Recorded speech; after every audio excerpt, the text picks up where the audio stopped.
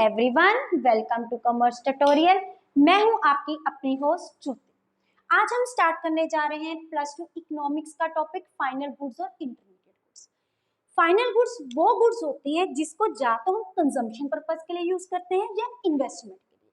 पहले देखते हैं कंजम्पशन। अब कंजम्पशन का मतलब है किसी भी चीज को कंज्यूम करना, खाना। अब कंजम्पशन कौन करेगा?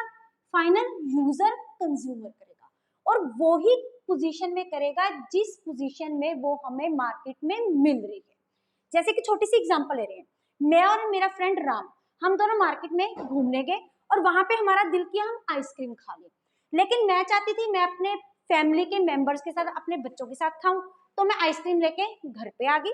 लेकिन राम बोलता नहीं, मुझे वो आइसक्रीम अभी के अभी खानी है, तो उसने मार्केट में खा ली। इस बात से फर्क नहीं पड़ता हम चीज को किस जगह पे कंज्यूम कर रहे हैं, बस यही चीज को ध्यान में रखता है कि हम जो कंजम्पशन कर रहे हैं हम उस चीज के क्या है, फाइनल यूजर है, फाइनल कंज्यूमर है। दूसरी तरफ कौन सी होती है? Investment purpose.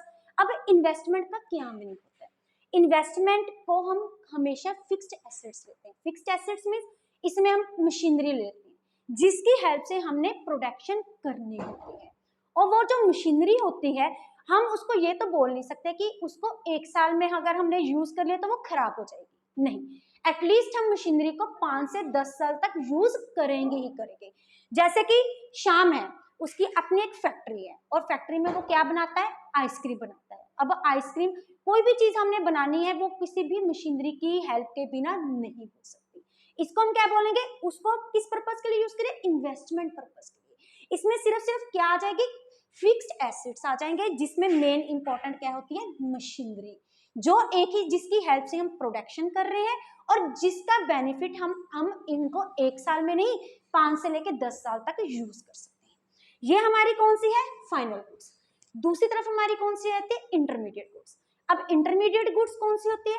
जिसको या तो रीसेल पर्पस के लिए यूज किया जाता है या फर्दर प्रोडक्शन के लिए। अब देखो, यहाँ पे शाम है, वो क्या बना रहा था? आइसक्रीम बना रहा था, और हरी उससे क्या खरीद रहा था? आइसक्रीम खरीद करके उसको मार्केट में जाके फर्दर रीसेल कर रहा था। अब यहाँ पे दोनों टर्म्स में कंफ्यूज मत हो जाना। इसमें क्या है, हम उस चीज को कंज्यूम कर रहे हैं। जैसे मैं और राम दोनों मिलके उन आइसक्रीम को हम क्या कर रहे थे? खा रहे थे। उस चीज को क्या कर रहे थे? हम कंज्यूम कर रहे थे। लेकिन यहाँ पे जो हरी है वो आइसक्रीम को कंज्यूम नहीं कर रहा, उसका मेन पर्पस क्या है? मार्केट में जाके उसको रीसेल करना, ताकि उसको कुछ प्रॉफिट मिल सके। तो ये कौन सी गुड्स हो जाएंगी? इंटरमीडिएट गुड्स, या फिर उस गुड्स की हेल्प से हम फर्दर प्रोडक्शन करें। अब यहाँ पे भी कंफ्यूज ना हो जाना, यहाँ पे भी किया है, इसमें भी हम फर्दर प्रोडक्शन करते हैं, इस जगह पे भी हम फर्दर प्रोडक्शन करते हैं। लेकिन इन्वेस्टमेंट में सिर्फ क्या आ जाते हैं हमारे? मशीनरी, फिक्स्ड एसेट्स, जिनकी हेल्प से हम प्रोडक्शन कर रहे हैं, प्लस 1 साल में जो खराब नहीं होगी। और इसमें हम क्या ले रहे हैं? गुड्स ले रहे हैं। जैसे कि सोना है, सोना क्या करती है? डेयरी प्रोडक्ट्स को सेल करती है। उसने बाजार से क्या खरीदा? दूध खरीदा, लेकिन वो दूध को ऐसे सेल नहीं कर रही, दूध को अलग अलग फॉर्म्स में कन्वर्ट कर रही है।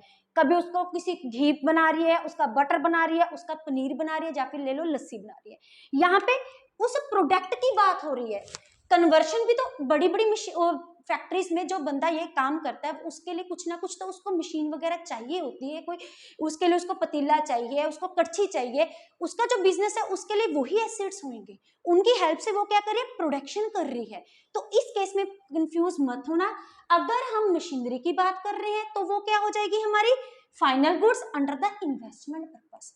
अगर हम प्रोडक्ट की बात कर रहे हैं, किसी पर्टिकुलर गुड जिसको कन्वर्ट किया जा रहा है, उसको हम क्या बोलेंगे? Intermediate goods.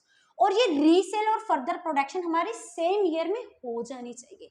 अगर सपोज करो मैंने 1 अप्रैल को कपड़े क्लॉथ खरीदे और मेरे 31 मार्च तक अभी भी कुछ स्टॉक मेरे पास पड़ा है, जो तो चीज मेरी मार्केट में इससे पहले सेल रीसेल होगी, जब फर्दर प्रोडक्शन हो चुकी है जिसपे, वो तो क्या बन जाएगी?